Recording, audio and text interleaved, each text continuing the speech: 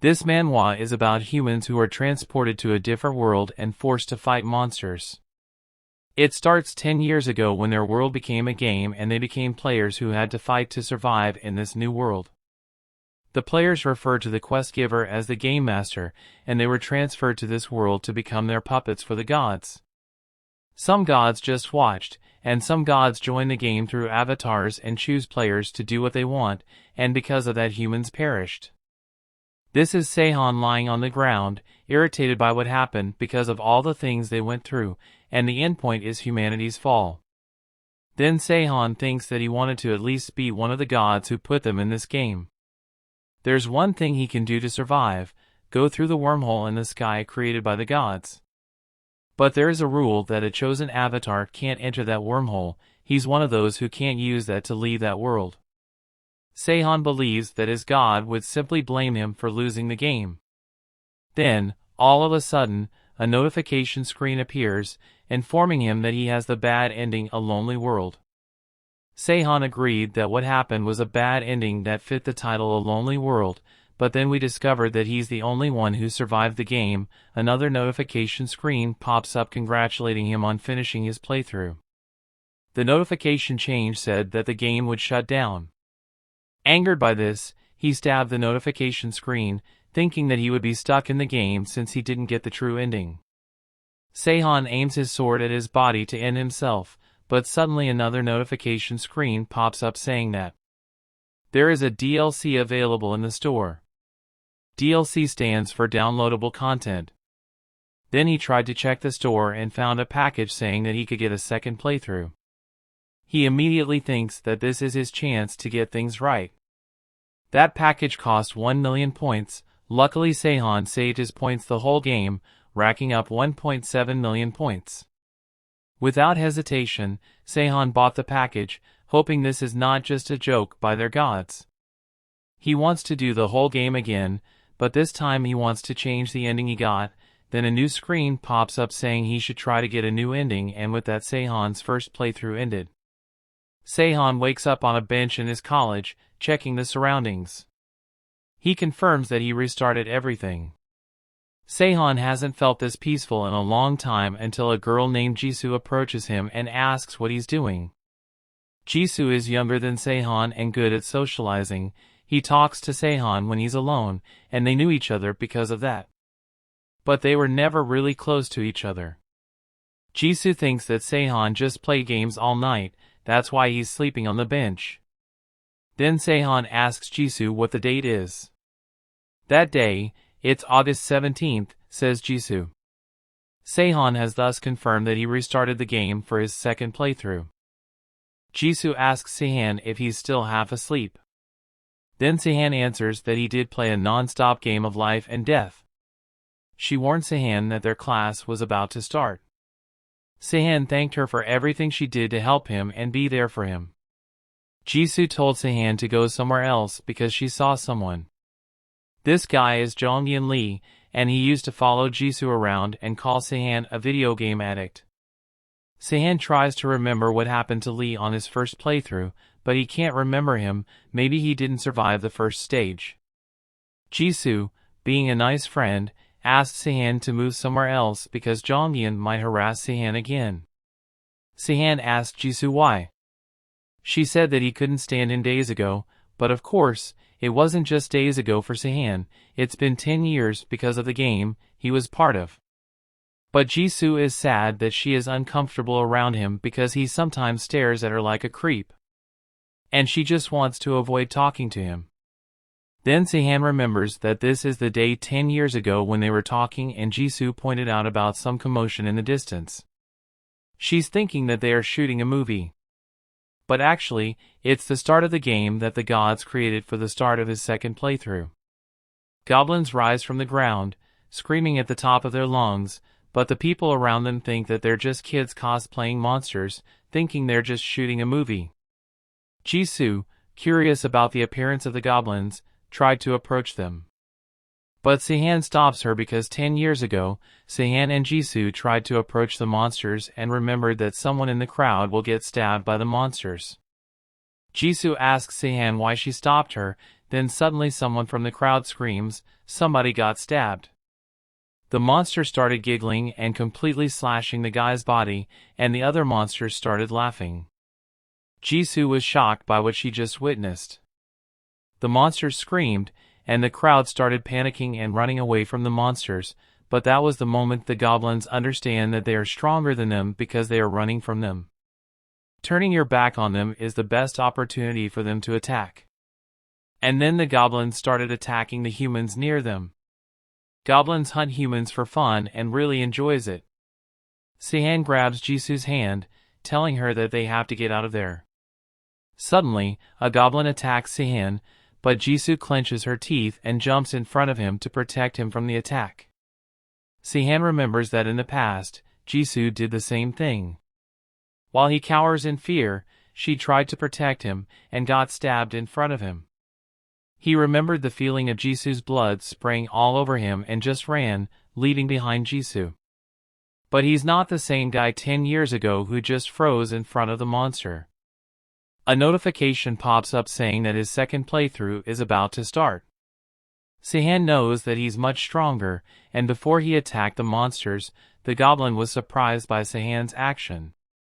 The goblin lost its composure for a second, then the goblin attacked, but Sehan quickly ducks below the goblin and attacks the goblin with an uppercut, then spins around while grabbing the goblin's sword and using it to stab the goblin.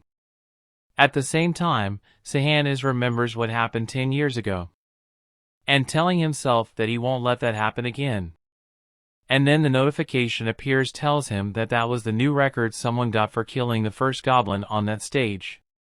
Notifications pop up one after another showing the bonuses that he can buy in the DLC store for completing his first playthrough, and transfers his remaining points from the first playthrough to the second one. In the game, each time they finish a quest, they will get points, and with those points, they can use them to buy items and gear and increase their stats. Those are the rules of this world. Finishing the quest given to the avatars for the first time gives them the first time bonus, which rewards them with more points. Plus the 700,000 points from Sehan's first playthrough. Excited, he trembles knowing he got an advantage against the newbies, giving him access to a pay-to-win item. And at the same time, giant black eyeballs float in the sky and act like speakers for the gods, announcing that they have been invited to play the game of the gods and saying that from that moment they will become the players and complete all the main quests. There will be penalties for the players who fail to complete them. People are confused after hearing all this because their lives just changed drastically. Sehan knows all of this and understands that if he uses his points, it will only draw the attention of the gods toward him. The black eyeballs are called observers, and they can vary in appearance depending on their purpose. Sehan thinks that if he gets caught, it will affect the level of difficulty of the quests. He knows that the gods and GMs won't let the players have an easy game, and they can just change the game's difficulty to their liking. Then Sehan plans to act like a newbie. Near him, Jisoo is trying to understand what happened and what transpired. Sehan answers her that it's not the same world they live in now, and it is impossible in reality to have a notification screen pop up in front of you. Then Jisoo agrees. Sehan tells Jisoo that despite all of these, Jisoo is still calm about it, but Jisoo asks him the same question and asks him more about how he just beat the goblin. But a new notification appears, giving them their first main quest, entitled Escape from the College Campus. Difficulty E and time limit 2 days. The announcement continues, saying that large numbers of goblins will start attacking, and you have to defeat or avoid them. To successfully escape the school campus, rewards will vary depending on the player's achievements during their quest. Sehan thinks that difficulty E will be a piece of cake for him, and he tells Jisoo to move and hide before the goblins attack. Somewhere on the campus the army of goblins arrives, and all of their screeches can be heard on campus. Sehan grabbed Jisoo's hand and started running while the goblins chased after them. Other players, the student on campus, still don't completely understand the situation and is getting attacked by the goblins. While running, Jisoo saw the goblins killing humans. Bothered by it, she tells Jisoo about them, but Sehen tells her that's fine because there aren't a lot of casualties for now. Things will calm down for a while, but he knows that it will change when the hobgoblins arrive. Then they arrive at a place called the Safe Zone, where monsters can't enter and where the players can rest. 10 years ago, Sehen was in tears and believed that he got to the safe zone by pure luck. The goblins who followed them tried to get into the safe zone by attacking it, but their weapon got destroyed while attacking the safe zone wall. After a while, the goblins gave up attacking it and left. Jisoo is relieved that the goblins gave up and left, then she falls to the ground because she felt safe for the moment. Sehen then tells her that she has to stay for a while there and plans to give her equipment to protect herself from goblins. A few hours later, some students are running away from the goblins. But suddenly someone appears in front of them and slices the goblins' throats, and this person is Jisoo Han, equipped with a dagger. Jisoo attacks the goblins, swiftly leaving the two students in surprise. 3 hours ago, Sehen was back in the safe zone, planning to give Jisoo some equipment and also watch the observers' movements. The observers are watching the players for the gods' entertainment. The gods choose their favorite players as avatars and watching them tackle their quests, that's how they enjoy the game. The game masters are the ones who assign the quests to the players. The observer with the red aura is the GM of Korea.